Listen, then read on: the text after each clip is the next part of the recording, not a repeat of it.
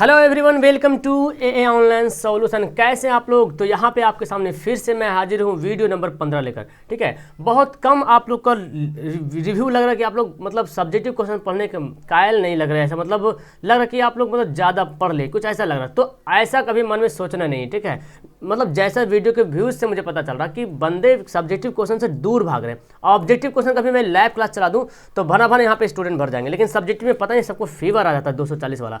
तो खैर, जो पढ़ रहे हैं सो पढ़ रहे हैं, जो पढ़ेंगे वही गढ़ेंगे। याद रखना, जो पढ़ेंगे वही गढ़ेंगे। तो सब्जेक्टिव यहाँ पे मैथ का रिवीजन करना है। टोटल यहाँ पे 5 क्वेश्चन या 6 क्वेश्चन होगा, ठीक है, 5 या 6 क्वेश्चन होगा। तो इन सभी को आपको बनाने जरूरी है। अगर आता है बनाने के लिए तो समझ लो आपका मतलब तैयारी बहुत बेहतर चल रहा है, और नहीं आ रहा बनाने के लिए तो आप इसको सीख लो, बेहतर होगा। नहीं तो फिर आपका प्रॉब्लम होगा इम्तिहान में। ठीक है, चलिए स्टार्ट करते हैं। समांतर श्रेणी का सबसे पहले सवाल है।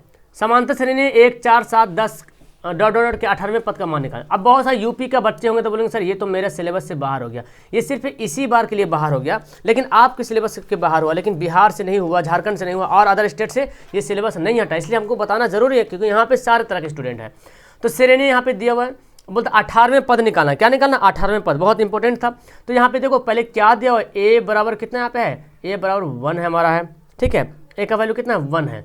चलिए 18वें पद, जैसे ही बोलेगा 18वें पद, यानी कि n क्या हो जाएगा? n हो जाएगा हमारा 18। और d कैसे निकालेंगे जी? तो इजी है, 4 - 1 है ना, इसको इसे क्या करेंगे? माइनस कर देंगे, तो 3 क्या हो जाएगा हमारा? d हो जाएगा। अब हमको क्या निकालने को बोल रहा है? 18वें पद, इसलिए T18। 18वें पद बोले तो T18 क्या होता है फॉर्मूला? a + n - 1 × d होता है। और यहाँ पे T18 कितना दिया? देखो 18वें पदों को निकालना ही है। a का वैल्यू कितना है? 1 है। n का वैल्यू कितना है? 18 है, -1। और d का वैल्यू कितना? बहुत ही सिंपल सा सवाल ये है, ठीक है। 1 + 18 में से गया 17 × 3। सभी बच्चे से ये सवाल बन जाना चाहिए। 17 × 51 है ना, तो 51 और 1 कितना हो जाएगा? 52, 52 हो गया आंसर। कुछ है इसमें? एकदम जान नहीं है, एकदम जान नहीं, खाया पिया है ही नहीं, एकदम समझ लो टाइम टाइम फिश होया हुआ। ठीक है, चलो अगला सवाल देखते हैं। चलो नेक्स्ट सवाल देखते हैं। यहाँ पे क्या है? ओ ये देखो सवाल, ये भी सवाल बड़ा मजेदार का है। ये आपका कोऑर्डिनेट ज्योमेट्री का है, ठीक है।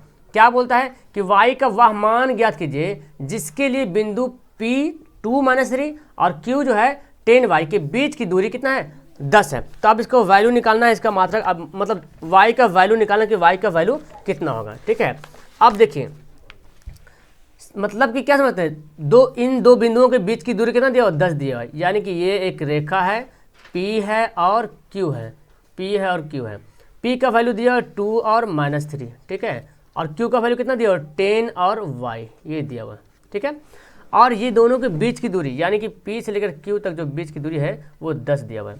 अब ये बोला कि y जो है, y का वैल्यू कुछ ना कुछ तो होगा ना, ये बोल रहा y का वैल्यू निकालो। तो हम जानते हैं, चूंकि यहाँ पे लिख लेते हैं P कितना दिया हुआ है?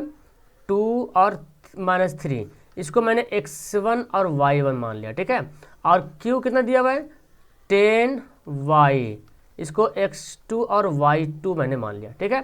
और यहाँ पे PQ दे रहा, मतलब समझ रहे हैं ना, दूरी PQ कितना दे रहा? 10 मात्रक दे रहा, 10 मात्रक। तो हमको क्या निकालना है? ये y निकालना है। तो इसलिए PQ का फॉर्मूला क्या होता है? PQ बोले तो दूरी का फॉर्मूला भी जानिए, क्या होता है? x1 - x2 का whole square plus y1 - y2 का होल स्क्वायर का ओवर रूट, ये फॉर्मूला होता है ना। और यहाँ देखिए PQ दिया हुआ है, PQ कितना दिया हुआ है? 10 दिया हुआ है। यहाँ पे x1 x2 y1 y2 का वैल्यू पुट कर दीजिए। x1 कितना हमारा है?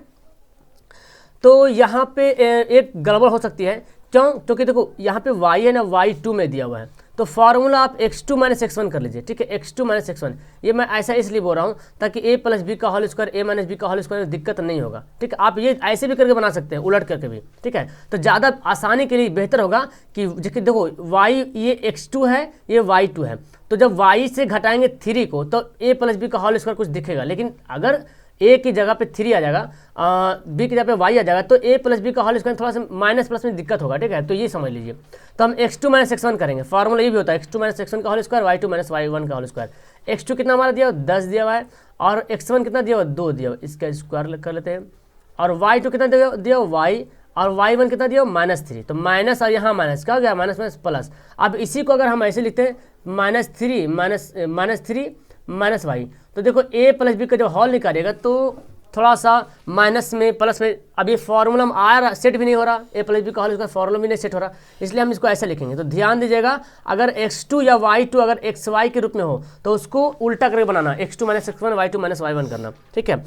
अब इसके बाद इसको पहले देख लेते हैं क्या है यहाँ पे, कितना आ गया 8 का स्क्वायर प्लस ये ए प्लस बी का होल स्क्वायर है ना, तो इसको तोड़ लीजिए, क्या होगा ए स्क्वायर बी स्क्वायर बोले तो 3 का स्क्वायर कर लेते हैं, चलो 3 का स्क्वायर प्लस 2ab है ना, प्लस 2ab कर लेते हैं, 2ab का होल स्क्वायर, ठीक है।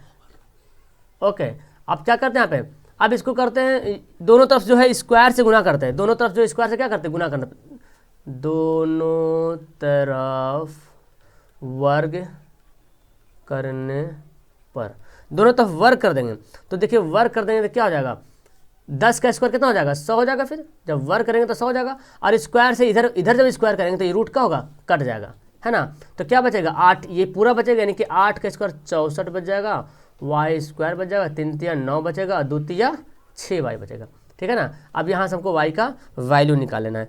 अब क्या करेंगे, इसको एक जैसा कर लीजिए, सबको उधर भेज लेते हैं, 100 को उधर भेज लेते हैं, तो वाई स्क्वायर ऐसे ही है प्लस में है, 6y भी क्या है प्लस में है, और 64 और 9 कितना होता है देखिए, तो 9 4 13 73 होगा, और 100 उधर जाके माइनस हो जाएगा, 100 को उधर मैंने भेजा, लिखा है बाएं तरफ, लेकिन माइनस निशान जब चेंज हो गया तो समझना कि वो घट गया, तो Y square plus 6y minus कितना हो जाएगा, घटाई कितना आएगा 27 आएगा ना, 27 बराबर 0, ठीक है, ये इतना आ गया। अब इसको करते हैं ना, गुणनखंड करने जानते हैं आप लोग अच्छी तरीके से, चलिए इसको तोड़ते हैं, तो वाई स्क्वायर देखिए कितने 9 तिया 27 होता है, 9 तिया 27, तो 9y माइनस 3y, 9 तिया 27, 9 में से 3 घटेगा तो 6y हो जाएगा, माइनस 27 बराबर 0, ठीक है। अब क्या करेंगे, y कॉमन ले लेंगे तो y प्लस 9 बचेगा, यहाँ पे 3 कॉमन लेंगे तो क्या होगा y माइनस माइनस प्लस 3 9 27 हो गया, क्लियर है। तो y का वैल्यू, अब यहाँ पे क्या करेंगे, y प्लस 9 एक जगह अलग करेंगे, एक जगह y माइनस 3 अलग करेंगे, और इसके बाद क्या करते हैं, ये तो जो है वो 0 के बराबर है, यानी कि y प्लस 9 बराबर 0, y बराबर हो जाएगा माइनस 9, और फिर y माइनस 3 बराबर 0, y बराबर हो जाएगा 3, तो y का वैल्यू 9 और माइनस 9 और 3 आ गया, क्या आ गया माइनस 9 और 3, इसलिए y बराबर माइनस 9 3, ये हमारा क्या हो गया आंसर हो गया। तो बस यही करना था, इसमें कुछ तो था नहीं, है ना, बस यही, और ये दूरी का फॉर्मूला बस सेट करने के लिए बल्कि आपको सीखना है कि कैसे करें जो हमारा सही आंसर आएगा। अगर आप 3 माइनस y करेंगे तो a plus B A minus B का होल स्क्वायर थोड़ा सा प्रॉब्लम हो जाएगा, ठीक है, तो थोड़ा सा प्रॉब्लम हो सकता है, लेकिन आप ऐसे ही बनाओगे तो बन जाएगा, कोई हर्जा नहीं, लेकिन आपके आसान के लिए मैं बता दिया हूँ एक ट्रिक कि ऐसे रहे तो ऐसे करना है, क्लियर है। चलो अगला सवाल देखो, यहाँ पे ये देखो नीचे जो दिया हुआ बंटन, इसका माध्य निकालना है। अब माध्य दिया हुआ है, निकालना क्या, माध्यक जो दिया हुआ है, और एक्स वाई जो गैप है ना उसका वैल्यू निकालना है। क्या निकालना है, एक्स वाई का वैल्यू निकालना है। तो कैसे निकालते हैं आइए देखते हैं, उसका वैल्यू बहुत आसानी तरीके से हम लोग यहाँ पे निकालेंगे, और आपको माध्यक माध्यिका में पढ़ा चुका हूँ, तो आराम से इसको निकालिएगा। चलिए यहाँ पे करते हैं यहाँ इसको हल। माध्यक निकालने के लिए आपको 3 कॉलम की जरूरत पड़ेगी। एक तो हमारा दिया हुआ है बारंबारता दिया हुआ, तो संचयी बारंबारता भी निकालना पड़ेगा। और एक बात और याद रखें, अगर एक्स वाई का वैल्यू आपको निकालने के लिए बोला जाए, अगर एक्स वाई का वैल्यू निकालने बोला जाए तो यहाँ पे योग जरूर दिया रहेगा, तभी तो आप जानेंगे। एक्स वाई का जब भी वैल्यू निकालने बोला तो योग दिया रहेगा, अगर योग नहीं दिया तो समझ लो कि क्वेश्चन में गड़बड़ है, ठीक है।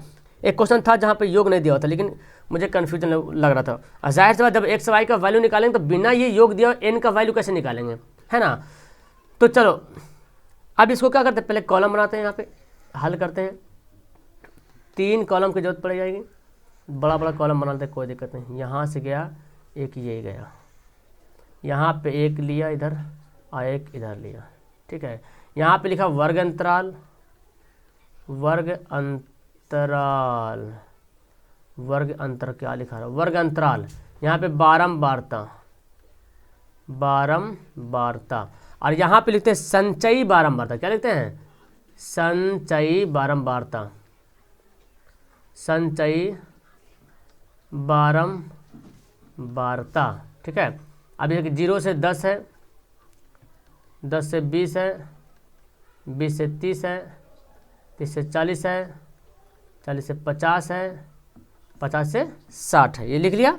और ये दिया हुआ कितना, 5 दिया हुआ है, 1 से दिया हुआ है, 20 दिया हुआ है, 15 दिया हुआ है, y दिया हुआ है, 5 दिया हुआ है, ठीक है। और यहाँ पे योग तो खैर दिया हुआ है। यह देखो संचय बारंबारता कैसे निकालते हैं, पहले तो जो 5 ऊपर रहेगा ऐसे ही ऐसे लिख देना 5, ठीक है। उसके बाद इसको जोड़ेंगे ऐसे करके, आपको लाइनिंग नहीं देना, मैं आपको लाइनिंग देकर बता रहा हूँ। इसको जोड़िए कैसे होगा, x + 5 हो जाएगा। फिर देखो इसको जोड़ेंगे तो क्या हो जाएगा, x प्लस और 20 और 5 कितना हो जाएगा 25।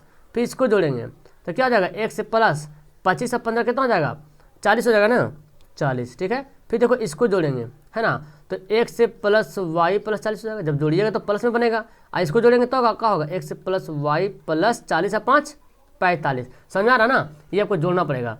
तो अब पहले तो हम इसको जो ये जो फालतू का यहाँ पे देखिए इसको पहले हम मिटा लेते हैं, ये गया गया गया। ओके, तो ये आपको करना संचय बारंबारता निकालने के लिए आ गया इजी से। यहाँ पे n दिया हुआ है, n मतलब योग कितना दिया हुआ, 60 दिया हुआ, ठीक है। अब देखो यहाँ पे जो बनाने का तरीका यहाँ पे लिखेंगे, ये तो हमारा सवाल था, है ना। तो यहाँ लिखते हैं इसलिए n बराबर कितना गया 60 आ गया। तो आपको n/2 भी निकालना होता है। क्या निकालना है, n/2। अच्छा, आपको ये भी पता होना चाहिए, ये जो योग आता है यहाँ पे तो x + y आ रहा है ना, ये जो योग आता है वो इसके बराबर आता है, ठीक है। अब अगर x से y का वैल्यू नहीं दिया होता यहाँ पे x से y नहीं लिखा होता, कुछ और नंबर लिखा होता, तो जितना हमारा यहाँ पे आ रहा है 60 आ रहा, तो नीचे भी जोड़ते तो 60 ही आता। आप बनाए होंगे और सवाल, तो जितना नीचे योग आता वो इसी के बराबर, मतलब 60 तो 60, 100 तो 100, तो लगता है कि हाँ हम सही बना रहे हैं। एक चेक करने का ये होता है। लेकिन यहाँ पे भी है, लेकिन ये जाहिर सी बात है कि ये जो इसके क्या हो रहा है, बराबर आ, चूँकि ये बराबर होता है तो हम यहाँ पे क्या लिखेंगे, तथा लिख देंगे यहाँ पे, तथा x + y + 45, ये किसके बराबर है, ये भी 60 के बराबर है, ठीक है। तो हम क्या करेंगे, पहले तो x y का वैल्यू इसी से पहले निकाल लेते हैं। बिना x y का वैल्यू निकाले तो काम नहीं चलेगा, है ना। तो यहाँ लिखते हैं x + y और क्या है यहाँ पे, क्या करेंगे 60, 45 को इधर भेजेंगे तो क्या बन जाएगा -45। और देखो यहाँ पे क्या होगा, x + y बराबर कितना जाएगा, घर जाएगा तो कितना जाएगा 5 6 5 में 4 गया 15, 15 हमारा आ गया, ठीक है। यानी कि x + y कितना आ गया 15 आ गया। क्लियर है, x + y का वैल्यू कितना आ गया 15 आ गया। और यहाँ पे माध्यक भी दिया हुआ, हमको खोजने की जरूरत नहीं है। माध्यक जो 28.5 जो है वो दिया हुआ है, ठीक है। ओके, तो अब देखो क्या करेंगे, यहाँ पे हमको लिखना पड़ेगा, चूँकि n/2 बराबर कितना है 60/2 बराबर 30 आ गया। अब क्या लिखते हैं, जब 30 आ गया तो देखिए इसमें सबसे बड़ा कौन है। अब आपको देखना पड़ेगा इसमें 30 जो है किसके अंदर आएगा 30, तो क्या 5 30 के बराबर आ सकता है, नहीं आ सकता है ना, 5 30 के बराबर नहीं आ सकता है। तो यहाँ देखेंगे, चलिए तो हमारा यहाँ पे 30 आ गया। अब देखिए यहाँ पे क्या करते हैं, यहाँ पे 5 है, क्या 5 के अंदर 30 आएगा, कभी नहीं आएगा। अच्छा यहाँ देखिए 40, जब भी ये जब संचय बारंबार बढ़ता है तो कहीं ना कहीं ऐसे देखो ऐसे बढ़ते रहता है, हमेशा बढ़ते रहेगा, ठीक है। तो ऐसा नहीं कि 2 बढ़ रहा है 1 बढ़ रहा है, हमेशा बढ़ते रहेगा। तो यहाँ पे 40 आ गया, तो जाहिर सी बात इससे ये कम होगा, है ना। 40 से तो 25 वाला कम होगा, 25 से 5 वाला कम होगा। तो पता चल रहा है ना कहीं ये जो है वो 30 के अंतर्गत ये आता है, ठीक है। क्योंकि 40 तो पहले ऑलरेडी यहाँ पे हो गया, तो 40 के अंदर में तो 30 आएगा नहीं। 30 के कहने वाला है, जैसे कि अगर मैं बोल दूँ 8, तो 8 किसके अंतर्गत आएगा, 9 के अंतर्गत आएगा, है ना। बड़ा छोटा नहीं होना है, क्या 10 में 8 आएगा, बड़ा नहीं लेना है, 9 के पास में। तो यहाँ पे 40 में तो ऑलरेडी ऐसे x का वैल्यू जोड़ोगे तो यहाँ पे बड़ा हो जाएगा, तो हमको लाना है सिर्फ 30 लाना है। ओके, तो हम यहाँ पे क्या लेंगे, ये जो हमारा x + 25 होगा, x + 25 हमको ये लेना पड़ेगा, क्या है संचय बारंबारता यहाँ पे बहुलक। चलिए तो हम यहाँ पे ले लिए, और माध्यक देखो यहाँ पे दिया हुआ है, यहाँ पे लिख लेते हैं। माध्यक कितना दिया हुआ है 28.5 जो है आपका माध्यक दिया हुआ है, ठीक है। माध्यक वर्ग क्या आ जाएगा, माध्यक वर्ग, तो आप देखिए 28.5 आ गया, तो माध्यक वर्ग कितना होगा, देखिए ये जो हमारा 25 चुने हैं, तो माध्यक वर्ग हमारा 30 और 20 और 30 के बीच हो जाएगा, 20 और 30, ठीक है। अब यहाँ पे आपको जो 20 है ना वो निम्न सीमा है, एल होता है क्या हमारा 20 होता है, ठीक है। एल क्या होता है 20 होता है। इसके बाद CF, अब देखिए CF कौन है और F कौन है वो देखना पड़ेगा। तो F होता कौन, ये जो बारंबारता है इसी का, जिसको मैं चुना हूँ संचय बारह जो सबसे ज़्यादा बार आया है, जो 28.5 नहीं, ये 30 जो आया, 30 जिसके अंतर्गत आया है, जिसके आसपास में 30 आ रहा, वहाँ पे उसी का जो सामने वाला जो बारंबारता रहेगा उसको बोलते हैं F बोलते हैं। क्या बोलते हैं F। तो F का वैल्यू कितना आ गया 20 आ गया। एक होता है CF, CF क्या होता है, इसके जस्ट पहले बारंबारता का संचय बारंबारता। ये जो CF आएगा, CF के जस्ट पहले के संचय, CF के पहले बारंबारता के संचय बारंबारता, तो x + 5 हो गया। ठीक है, x + 5 हो गया। और यहाँ पे I क्या है, I बोले तो 20 का डिफरेंट, कितना का डिफरेंट आ रहा, 10 का डिफरेंट आ रहा। ठीक है, तो अब यहाँ पे क्या करेंगे, माध्यक का फॉर्मूला सेट करते हैं। इसलिए माध्यक बराबर क्या फॉर्मूला होता है, L + n/2 - CF। ये हो गया, ये फॉर्मूला हो गया। अब बाई F × I ये फॉर्मूला होता है। ठीक है, अब माध्यक देखो कितना 28.5 जो है माध्यक को दिया हुआ है। L का वैल्यू कितना मैंने ज्ञात किया, 20। n/2 अभी n/2 मैंने निकाला कितना है, 30। तो 30 माइनस CF कितना है, CF देखिए x + 5 है CF, तो अंदर में ना तो इसको आप ऐसे लिखिएगा x + 5। ठीक है, और f कितना है, f है हमारा 20 और I कितना है 10। तो इजी से यहाँ पे काट सकते हैं, यहाँ पे 10 दूना 20 काट लीजिए। 28.5 है, आप 20 को इधर भेज दीजिए। ये जो 20 दिख रहा है ना, 28.5 में 20 इधर आके घट जाएगा, तो क्या बचेगा यहाँ पे 30 प्लस माइनस x - 5/2।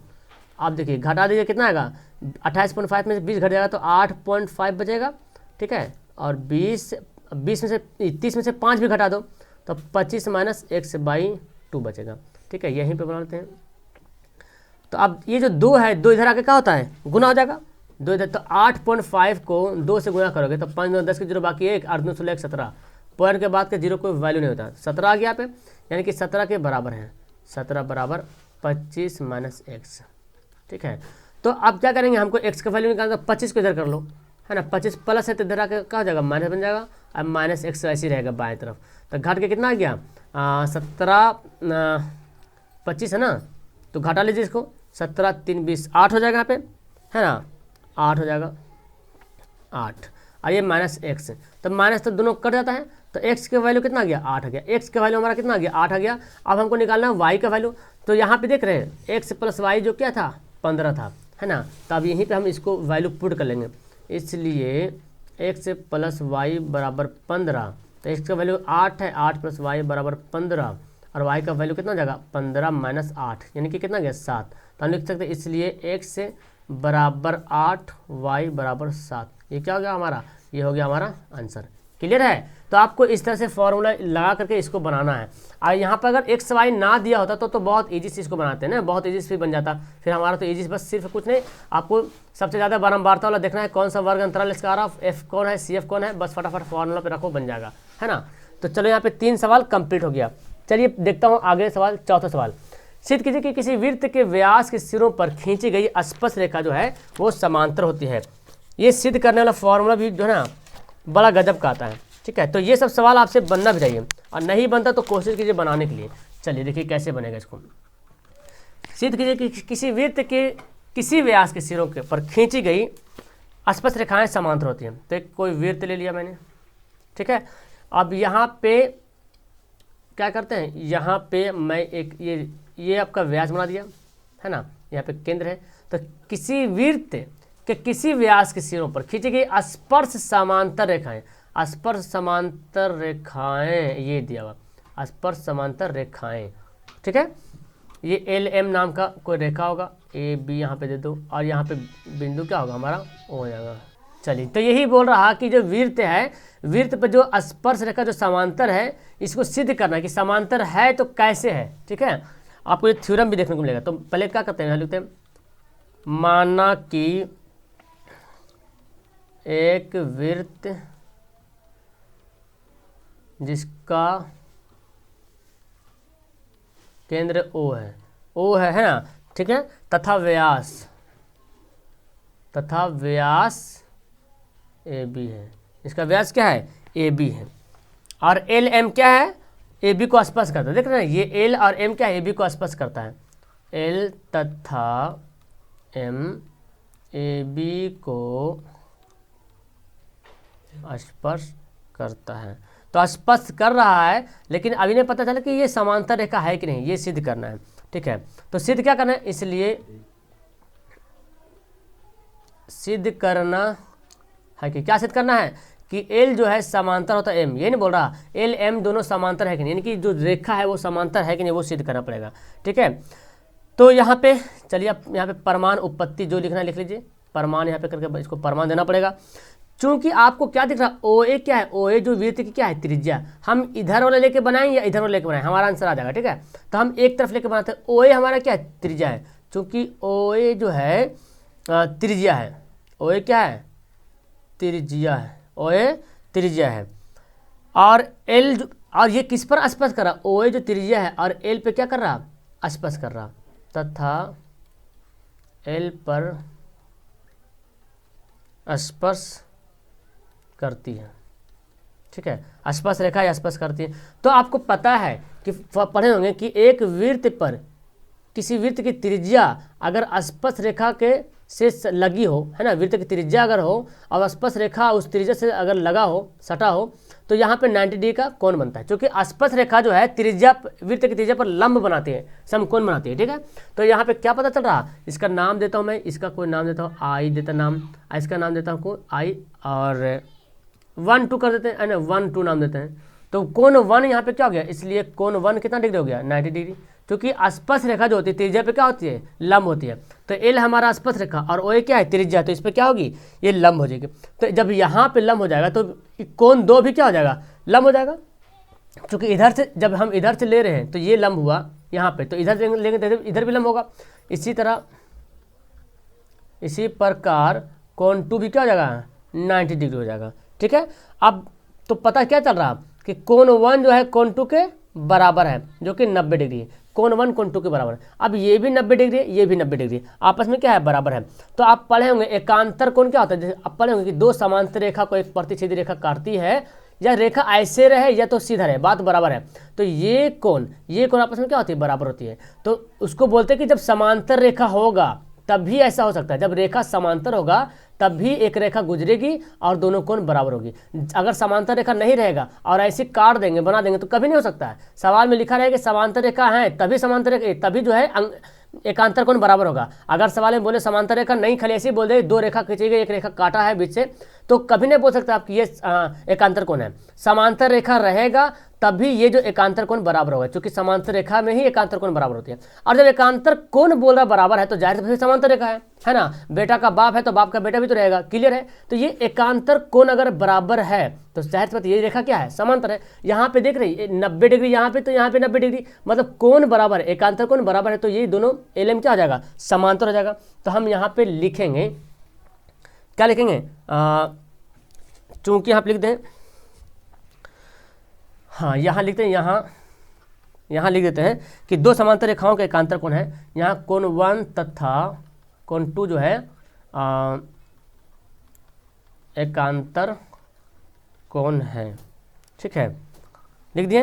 तो एकांतर कोण है, जब ये दोनों एकांतर कोण है इसलिए जो एल समांतर एम, एल एम आपस में क्या हो जाएगा समांतर हो जाएगा। तो अब यहाँ पे लिख सकते हैं, यहाँ पे चाहो तो यहाँ पे लिख सकते, चूंकि किसी व्यास की सिरे पर खींची गई स्पर्श रेखाएं समांतर होती है, लिख सकते हैं, इसलिए लिख दो यहाँ पे, इसलिए, या अतः भी लिख सकते हैं।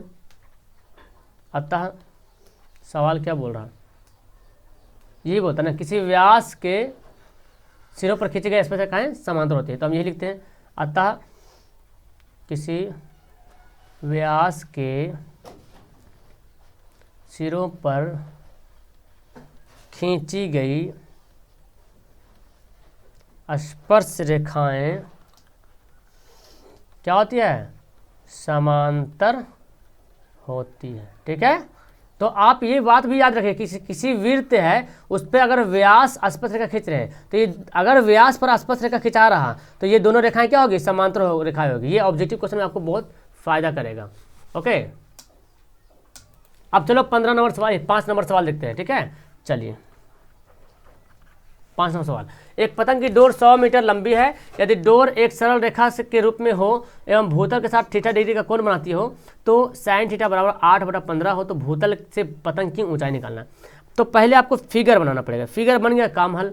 यहाँ पे एक इस तरह से बनेगा, जब भी पतंग उड़े तो मान ली यहाँ पे पतंग उड़ा तो डोर जो है ना एकदम सीधा है, सरल रेखा टाइप का है। बोला डोर एक सरल रेखा में है, 100 मीटर लंबी है, क्या है डोर, तो यही तो है, यहाँ पे उड़ाइएगा पतंग, तो यहाँ पे जाएगा तो ऐसे ही बनेगा, कर्ण के रूप में 100 मीटर क्या है, लंबी है। अब बोलता है थीटा डिग्री के कोण, यहाँ पे जो थीटा कोण बनाती है, तो बोलता है साइन थीटा बराबर इतना है। तो भूतल से जमीन की ऊंचाई, पतंग की ऊंचाई, मतलब कि ये निकालना, ये निकालना हमको, ये ठीक है, ए बी सी कुछ भी यहाँ पे रख लो, ठीक है। तो यहाँ पे माना कि लिखते हैं, माना कि ए जो है, ए बी पतंग की क्या है, ऊंचाई है, माना कि ए बी पतंग की ऊंचाई है, ठीक है। तो यहाँ पे लिखते हैं, इसलिए यहाँ पे लिख सकते हैं क्या, साइन थीटा बराबर दिया हुआ क्या है, 8/15 दिया हुआ है। साइन थीटा बराबर क्या दिया हुआ, 8/15 दिया हुआ। आपको पता है साइन बराबर क्या होता है, लंब बटा कर्ण होता है ना, लंब बटा कर्ण होता है। तो हमको बी निकालना पड़ेगा, कैसे बी निकालेंगे, तो आप जानते हैं इसको, बी निकालने के लिए जानते हैं फॉर्मूला कि h² - p² का ओवर रूट करते हैं, है ना, 15 का स्क्वायर माइनस 8 का स्क्वायर, ऐसे करना पड़ेगा आपको। क्यों करना पड़ेगा, अभी समझ में आ जाएगा। अच्छा, अगर आप ऐसा नहीं भी करते हैं तो भी बना सकते हैं, आप ऐसा नहीं भी करते हैं, मतलब ऐसे करके भी बना सकते हैं, tan निकाल के नहीं भी करेंगे तो भी बना दीजिएगा। अब इसको मैं बना ही रहा तो बना देता हूँ। 15 का 225 माइनस 8 का 64, कितना आ जाएगा, घटाइए, 15 से 4 गया 1, और ये कितना आ जाएगा, ये आएगा इसका 15 8, ये 11 में से 6 गया 7 6 13, 7 5 6 5 11, नहीं आएगा, नहीं आएगा। तो आप ऐसे मत करो, ठीक है, इसको ऐसे मत करो, सिंपल सा ऐसे बना लो। साइन बराबर क्या होता है, लंब बटा कर्ण, और देखो लंब बटा कर्ण है, ये तो ठीक तो है, लंब बटा कर्ण इजी तो है, हम उधर क्यों भटक रहे हैं, इसलिए साइन थीटा बराबर क्या होता है, लंब बटा कर्ण। लंब कितना हमारा ए बी दिया हुआ है, और कर्ण क्या दिया हुआ है हमारा ए सी दिया हुआ है। और देखो साइन का वैल्यू दिया हुआ है 8/15, तो ए बी का वैल्यू तो हमको निकालना है, ए सी का वैल्यू दिया हुआ 100, तो बड़ा इजी से बन गया यहाँ पे, है ना। तो 15 ए बी हो जाएगा, क्रॉस गुना करेंगे तो आधा कितना हो जाएगा, 100 × 8 हो जाएगा, ठीक है। चलिए इसको यहाँ पे बनाते हैं, ए बी बराबर क्या हो जाएगा, 100 × 8/15। इसको काटा पीटी करो तो कितना आ जाएगा, इसको कटेगा 5 से काटो तो 3 × 5 = 15, 20 × 5 = 100, है ना। 8 दूना 16, 160/3, 3 × 6 = 18, 3 × 5 = 15, काटोगे और 3 × 3 = 9, इतना आपको इतना मीटर जो है क्या हो जाएगा, आंसर हो जाएगा। ये है आपकी पतंग की ऊंचाई है, पतंग की ऊंचाई है। समझ में आया सवाल। ओके, तो यहाँ पे 5 क्वेश्चन आपको पढ़ा दिया हूँ, ठीक है। 5 ही क्वेश्चन रखते हैं फिलहाल, 5 क्वेश्चन करके पढ़ेंगे तो बहुत काफ़ी। मैं आपको देखो ये 15 नंबर वीडियो है, तो 15 को 5 से गुना करो, 15 × 5 = 75 सवाल में बताते हैं सब्जेक्टिव। तो सब्जेक्टिव क्वेश्चन रिवीजन करने का बहुत अच्छा प्लेटफॉर्म है, आप यहाँ पे जुड़े रहो। रोज आपका क्लास सुबह 7 बजे, 9 बजे सुबह में, 12 बजे दिन में, 3 बजे दिन में, 6:30 में शाम को, ठीक है। ये क्लास जरूर अटेंड करो, ठीक है, आपको अच्छी तरीके से तैयारी करनी तो, ठीक है। तो वीडियो यहाँ पे करता हूँ last. Okay bye, that's all, thank you everyone, have a nice day.